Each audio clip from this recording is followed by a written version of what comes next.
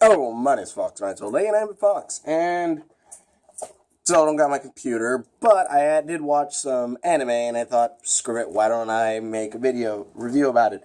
And if you haven't read the title yet, and you don't know what I'm reviewing today, I love the freaking anime. Sword Art Online, 1.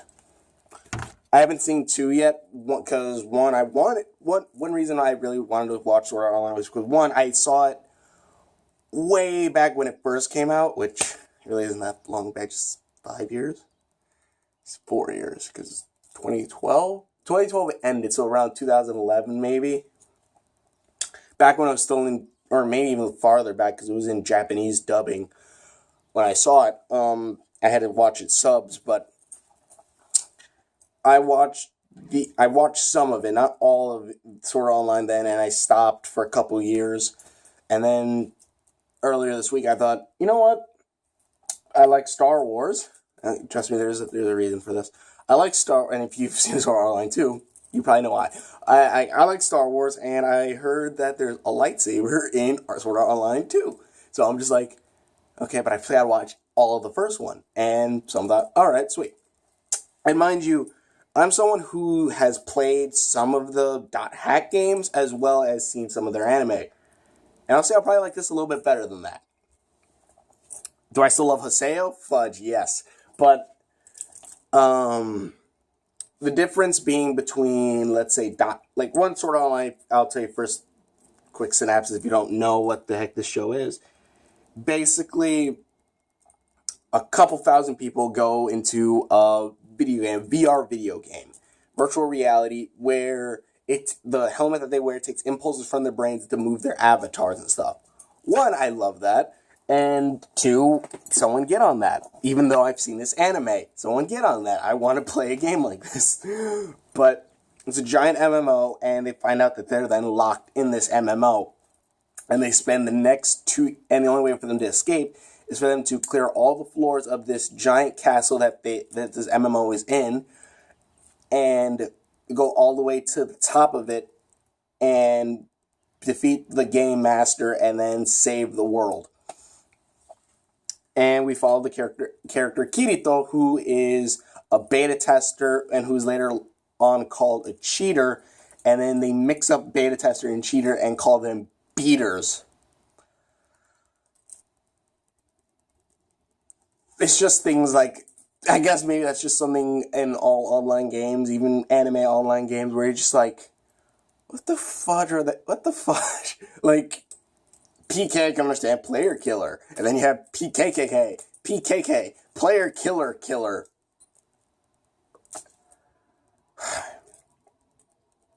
But that's .hack. And it's this one, unlike maybe the .hack series, this is more kind of a love story a little bit, but also kind of a good one. Basically, for the past 2 years, you see Kirito level up, which it did have some things where it's kind of like, oh, we both know about this one thing, but we're going to explain it to the audience why this thing happens or whatnot, even though we both know exactly what it is.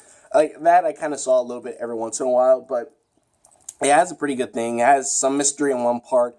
There's a whole mystery on why the creator of the game made it to where the characters cannot log out, because they find out they're stuck in this game. They have no reason. They have no idea why they can't log out. They don't know what the heck to do. But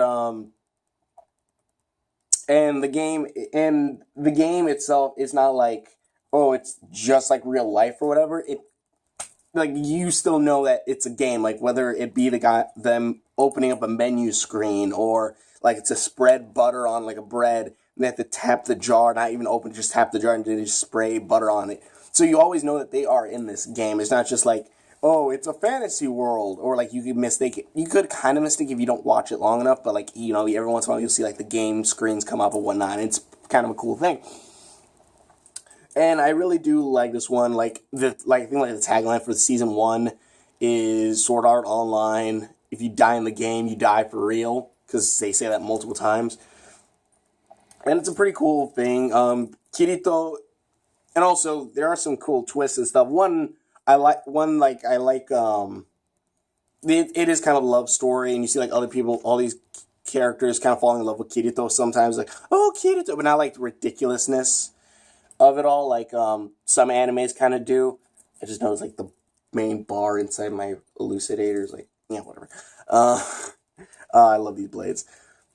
The main thing inside, what is it? Sure, crap. Like, some characters kind of fall in love with Kirito a bit, and it's through, like, his different actions. It's just like, oh, hi, handsome. Although they kind of do that in part 2. Well, not part 2, second season at one point, and there's only one point. Even then, it's still through actions. But, or it's not just, like, through jealousy or whatnot. But, that one, you still have, I'm trying to think a little bit.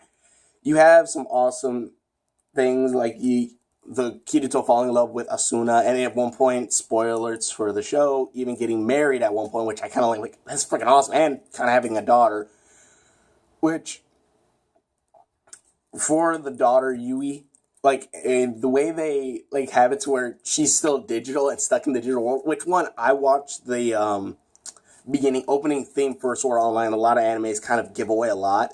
And so when I saw Yui, like, surrounded by screens and stuff, I'm like, okay, she's part of the system. This is kind of reminding me of Aurora from Dot Hack, who is another little girl who basically is the child of the GM, if I remember correctly. I gotta watch all of the Dot Hack to freaking get the entire full story.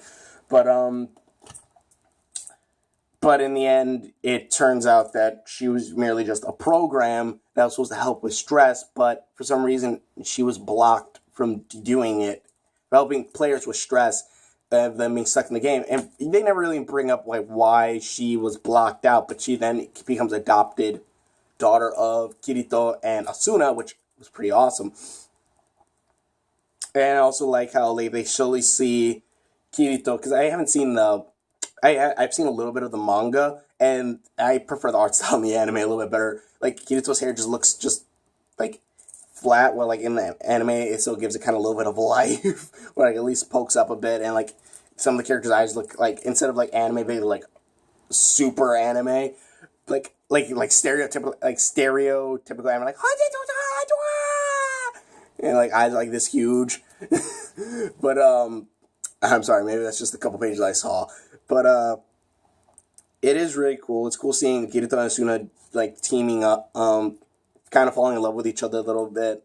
Them clearing all these floors. Kirito kind of becoming a lone wolf type character. And then going through becoming, like, one of the strongest characters in the game. Like, that was pretty freaking awesome. Especially when, like, later on when he has, when he gains dual wielding, which apparently dual wielding is only a skill that he has, or maybe another character did have it, but it's only for like higher level characters, which I kind of like that the game kind of evolves over time. Though they only tapped on a little bit, saying like only some characters gain these special abilities later on. Heathcliff says, which is the leader of Asuna's guild. Also, another thing where usually the hero would beat like the leader, because the leader of the Knights of Blood Oath, which are a group that was trying to help clear out the top floors, which also, mind you, I forgot to mention, the reason why people die in this game is because once you die, after 10 seconds, the thing on your head will send a microwave to your brain and kill it, and also if anyone tries to remove it, it'll also do that as well, so no one can take the helmet off you. It also has an internal battery and all that jazz. But yeah, so they basically go through all of this for the next 2 years. And it is pretty awesome stuff like that, especially when the reveal of the GM. And also when Kirito breaks the system, basically where he should be dead and just still goes in for a final, goes in like basically just to break it, which was pretty awesome. It's nice seeing Kirito and Asuna together. It's cool seeing all these other characters like, what is it, Klein? He is freaking awesome, and I kind of feel like it kind of gypped him a little bit on the second season. But then again, maybe in Sword Art Online 2, it'll probably fix it, because I like Klein. He's pretty awesome. He was like the first friend Kirito had on Sword Art Online, and then kind of left him because Kirito had to go find all these better areas to level up faster since he was a beta tester. And the characters, people in the game kind of hate beta testers because they say that maybe they were part of it or that they stole all the good hunting grounds and whatnot for EXP and good easy missions.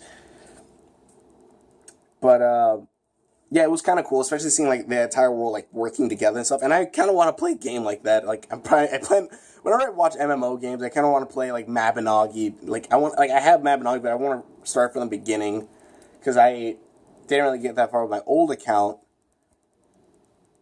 And well, if I can remember how to log into it, I gotta remember what email. That was like so long ago. I could probably find my old account still and my old little white box. Hopefully, maybe. But yeah, the game, the movie, the show is pretty freaking awesome. And even like though at the end it really doesn't. Even at the end, like it doesn't really explain some of the things. Like again, like why was Yui blocked out of the system, even though that was her job, or stuff like that. Or like even when they do meet the GM, the game master, the guy who created the game, they ask like, why did you build this? And he's like, I forgot. I forgot. I don't know. It was just an old dream of mine to have my own city, a castle floating above the sky, and I just forgot. And he just disappears. It's like, what the fudge?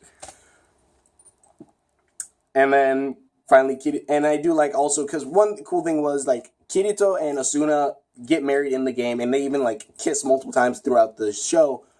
But when they kiss, it always cuts away. You never actually see them kiss on screen. I'm like, why the fudge are they doing that? And it's because, and after they even do say that they're in love, and that after they get out, they will still be in love, which I like, because then when season 2 starts up, when Kirito does wake up and he's like friggin' skinny and hurt, he looks all skinny and malnourished for the, since they've been there for the past 2 years, looks all skinny and malnourished and crap. But then when they wake up, it's like a couple months later, they kind of expand on it a little bit more, which I like. Like, one, Asuna is still in her coma. Kirito is, I don't want to spoil too much of it, but it really is awesome. And it is, and also another thing that I like is, there are some twists and turns, like, let's say they don't make it to the top of the game before they win, and also, Asuna, well, actually, one thing I want to say is, Asuna, it seems like, have gotten a sword similar to this one. I think, I'm not quite sure, but might have gotten a sword similar to this one that a blacksmith created. And then Kirito got a similar sword, this one, created by that same blacksmith, and it has a similar style and design to both of them, where they both have this light greenish color to it with like even like kind of a little bit of the decoration stuff. And I kind of like seeing that. Maybe I'm wrong, but like it was kind of cool seeing that. Like it kind of looked like similar style to each other's blades, and that was kind of cool. Like saying like, okay, the blacksmith had that type of style to her weapons, and not just making it, oh, it's just a sword or whatever. It's just some random color or something cool. No, it is cool looking, but it still seems like, okay, we know now that any sword, or possibly any sword that looks like this, most likely was made by this character. I kind of like that. Even like another character who was a blacksmith created swords, and they always, or knives, and they always had like prongs on it. I kind of like that each blacksmith had their own kind of style. That was kind of a cool little thing. Then you have the second episode, the fairy dance episode, where as soon as I heard Alfheim, I'm just thinking, oh, it's Norse mythology. And it was. Apparently there's a new game coming out, or there's a new game out that's been out for like a year or something, called Alfheim, where it's basically basically the guys who own Sword Art Online basically got put out of business, but Asuna's family company bought the game rights or whatever, and the servers and whatnot, and they created a new game called Alfheim, where the whole thing is to get to the top of the world tree, which is Norse mythology, which is creation of life, whatever. Get it to the top of the world tree, and you'll gain the ability to fly forever. Because in this game, it expands on a little more. There aren't any sword skills, which are what you used in the last game to fight or whatever. Because it was mostly all sword. There was basically any magic in Sword Art Online, except for like maybe crystals, which were like healing items and stuff. But In that one, it's mostly magic. There's no sword skills, but you can, of course, still use swords, which kind of confusing when they said no sword skills. Like, okay, are there no swords? Is it just magic? But no, it's not. But that one is a little bit more. That one is more Kirito and his sister trying to save Asuna, but although the sister doesn't know that Kirito is her brother, Kirito's because she doesn't know his avatar's name. When he finds out, because Kirito goes into this VR system or game because they found snaps a picture of the top of the world tree and sees Asuna in a bird cage, which then kind of puts into a damsel in distress situation. Though Asuna still is active, trying to escape, trying to figure out how to escape and figure out like a way around a system where like they censor like the code on her door, but when she looks at a mirror, it's not censored. Which I'm like, okay, that's pretty cool. And also, like, in that one, they have the ability to fly. Which I guess Asuna didn't know, unless she probably could have just jumped off the world tree and flown all the way to the bottom when she does escape at one point. But it is pretty cool, especially seeing Yui back, being like Kirito's navigator. Kirito joins his sister, and they try to go through it. And also, apparently, his sister is in love with him, though, because Kirito even says that they didn't treat his sister well at first, but after Sword Art Online, he tried to become better with her. And then also, Kirito is adopted, but it's not like from another family.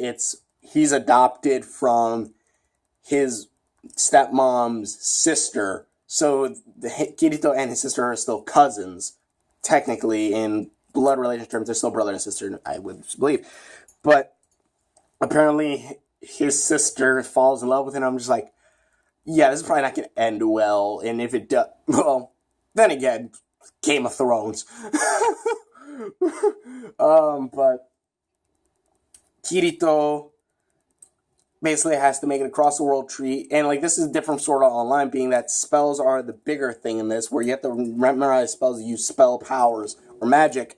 And like, there's races and all this stuff, and it kind of stinks that both series are limited to like 15 episodes, not 15 episodes. Yeah, like around 15 episodes, I think, each one, because each one's 25, so I'm probably totally wrong, but like 13 around there. They're kind of limited to those episodes because you kind of skip over a lot of things. Like, Sword Art Online is fine, and I really do like that one. And when they go into Alfenheim, Land of the Fairies, which honestly, those wings look awesome, especially with Kirito when he has his wings up and flying. And the idea of just like controlling them virtually is pretty awesome, and flying just is freaking epic. That was a cool little thing. Also, seeing all of Kirito's information kind of transfer over from Sword Art Online to the Alfenheim was awesome. Though he deletes all of his items, except for, of course, Yui's heart. So I'm just thinking, somewhere in that item list, in all of those items, Elucidator and Dark Repulsor were deleted. And I'm just like, fudge, that sucks. But Kirito gets another sword, the Alfenheim sword, which is like a great sword that has similar style to Elucidator, the black sword. And I'm just thinking, fudge, now I know why that sword's in the knife shop, and now I gotta go buy that sword. I don't got to, but I want it. That one's, yeah. That one's like pretty big. But that one was pretty cool, especially like when throughout the game, like, also Kirito has to basically do all this within a week or less. The Asuna's quote-unquote fiance, a guy who she actually hates, but her family doesn't know that, is going to be married to Asuna for like family or whatever. And he also has a master plan to control people's minds using the VR technology, which I can kind of understand for how like the thing works. And I was able to trap people in these games for 2 years, so yeah, I can understand that. I can understand that this is possible. Which, I'll say again, like, how they explain how these characters die and stuff like that makes a little bit more sense on that hack, which, if I remember correctly, I think they say it's impulses in the brain, just like kind of seizures in a sense, or somehow they get put into a coma, yet somehow their consciousness is still locked in the game, even though in earlier versions of Dot Hack game, if I remember correctly, they don't even have a VR headset, it's just them looking at a monitor. So Dot Hack, it was kind of like, okay, why exactly is this happening? And Sword Art Online, it kind of tells you, you're trapped in this game. The only way to get out is by clicking log out, or emergency log out, but there's none of that. Or if you're forced to log out. So you're pretty much stuck in this game. But still, make this VR system, please. This VR, I think, would expand greatly if this was the VR system in play. Yeah, VR with like the Vive or the Oculus is kind of cool, but even then, with those remotes and stuff like that, you're still limited to the area around you. Even like if they can map out, oh, you have to this TV is a brick wall in your game. Even if they have to map it out, it's still kind of going to fail, I feel like, because it's still like, okay, this here, then you spin around real quick and the game doesn't register and you crack over a vase and it falls and breaks. Or hit your head against a wall or something in games that like don't have things like that, or you don't have a big area to move around. So a VR system like this would actually help a lot and make VR better. So Nintendo, get on that. Sony, possibly get on that. Actually, get on that. Guys who made the Oculus Rift figured out how to control with the brain, you know. But this one was pretty cool, especially when because apparently no one has been able to get to the top of the World Tree because it's almost impossible with all these, like, fairy guards there. And it's actually pretty cool when Kirito when Yui, their digital daughter, senses her mom, Asuna, in, like, the tree. Kirito looks up and just flies up. You just see him slamming against, like, an invisible wall of a video game, which, again, it's a video game, so of course there's an invisible wall keeping them from just flying up, and just keeps hitting and slamming into it, which was pretty awesome. And basically, also when they are about to get into the World Tree, I think World Tree, and after Kirito dies for the first time in like the series ever, well, actually not really, but in the series in Alfenheim, his sister saves him, and he says, "I have to go back in. I have to save Asuna," and like that reveal then of that Kirito was going after Asuna because Asuna's name outside of the game is Asuna. Kirito's sister, who didn't know Kirito was her brother, is like, oh my gosh. Like, she didn't know that was, that's who she was helping, she was helping her brother. And she basically finds out that she's trying to hide her feelings from loving her brother in, like, love, and trying to switch it to Kirito, and then finding out Kirito, and then, like, there's drama there. But that was pretty awesome. And then, even at the end, when they do save Asuna or whatever, or when they're going to save Asuna, her evil fiance, the fiance who's trying to take her over or whatnot. Also, there's a couple points where like some girls hit on Kirito, and I'm just thinking, I was just waiting for him to say, I guess I'm gonna mess it up with Lifa, Kirito's sister, but Kirito kind of goes, yeah, I would have loved if Kirito said, I'm kind of married. Since he's married to Asuna. But Asuna's, the evil mastermind, Asuna's fiance, who basically kept her locked in this, along with 300 other Sword Art Online players, he finds Kirito and Yui and Asuna, and basically forces Kirito down on the ground with a gravity spell. It's also stabbing him to the ground. And then is almost about to... you might want to jump a little bit ahead, just maybe like 10 seconds. Going to rape Asuna, not only in the virtual world, he says then that he's going to record all this, and then go to the real world, and then do it to her actual body. Yeah, but the cool part comes from this is when Kirito's on the ground and the creator of Sword Art Online comes back and he tells Kirito, didn't you show me that you could break the system with human will, how human will is stronger than computers and stuff like that in the virtual world?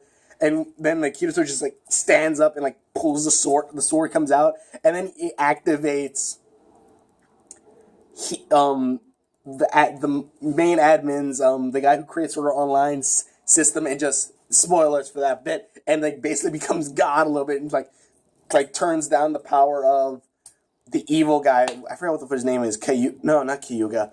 Was it Kyuga? No, it wasn't. I don't think it was. No, it wasn't. But turns down the power, like turns his power down like zero of the evil fiance, and then gives the evil fiance a powerful sword and says, "Here, let's fight," and just goes, and also turns down the pain inhibitors, which stop you from feeling like the full pain of your avatar. And apparently at zero, it actually starts affecting your body, which I can still understand that too, because it's kind of Matrix-y type of damage. And Kirito just slashes his legs, slashes his arms, and then cuts him out to his head and just stabs him through the face. I'm just like, fudge, yeah. And then Kirito even, after saving Asuna or whatever, and they hug and whatnot, logs her out. And then Kyuga, I believe his name was, the creator of Sword Art Online, gives him this world seed and says, take this and show it to, take this and you can delete it, you can do whatever, but this is my price for giving you my access codes or whatever. And later on down the line, I'm trying to think. Then Kirito after Kirito logs out, he rushes to go see Asuna. Her evil fiance is there trying to kill him with a knife, and Kirito, I forgot what did Kirito cut? He cut something, and then he puts the blade up to the dude's neck, and it looks like he's about to kill him. Like, oh, Kirito, don't. And also do like Kirito says later on in the game, or earlier in the series, he says, like, even if it's a game or not, especially it was in Alphenheim, he says, even if it's a game or not, if we give into the impulses of killing others, it kind of, even in a game, it kind of changes outside of it. And you see him about to kill this guy, and he just drops the knife, and he's like, it's not worth it. And he goes to save Asuna, and then we finally see them kiss them when they're finally outside of the game. Though I will say, Kirito, when he gets out of the game, and they show him multiple times in Alphenheim, he's super skinny, like bony skinny. You see like him like malnourished kind of skin like that. But then when Asuna comes up, she's all pretty and fine. I'm just like, really? No. Her hair should be a lot longer, a lot more messier. She should be malnourished or whatnot. But whatever. And yeah, you can say like thing like the whole cliche damsel in distress. But then again, she tried to escape. She did not like she just sat there and just like, well, I hope Kirito saves me. Though it is awesome when Kirito and Yui find them, because then it's like they're all about to verge on crying, and some of them do cry. And Kirito, I think, cries as well, which is pretty awesome. And then also it turns out that all the Sword Art Online kids who are trapped in the game all now go to the same high school together. And honestly, I kind of want to see that. Like, not saying I just want it all in the high school. No. But I want to, like, them go to school and then they go on to, like, the virtual reality. But also, like, after Asuna is awoken, they all head to, like, I guess, like, a couple weeks or months later, after they go into the Sword Art Online, like, the school where all of the quote-unquote victims who missed school for 2 years go to. Which Kirito wasn't doing for a while. He just like said, I don't feel like I should go right yet. When Asuna comes out, it happens, and then they also head to. And also, what I like is the friendships that they made in Sword Art Online kind of still transfer over to outside of the game, which I liked. Like that one blacksmith guy, the big black guy who's bald, who they meet in the game. He's still Kirito's friend. He owns a bar, and like they even hold Kirito's party there for Kirito, saying, congratulations for beating Sword Art Online. And Klein's there, his blacksmith, the girl who made the Dark Repulsor, as well as this other girl who's a dragon tamer that he helped out. That was all pretty awesome. And then also turns out that the seed, apparently, the world seed apparently was, because apparently all VR games are now going down. It's like at all-time low.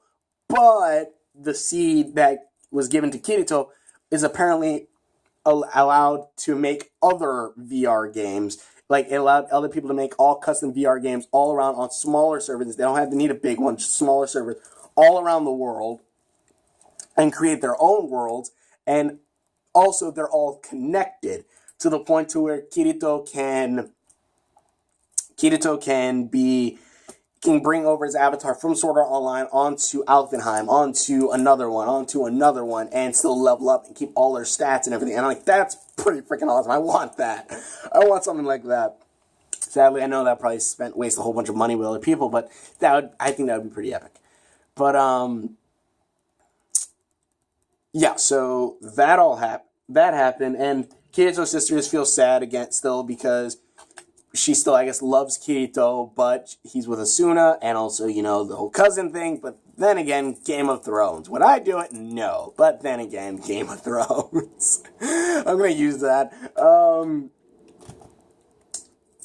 Love who you love, I guess.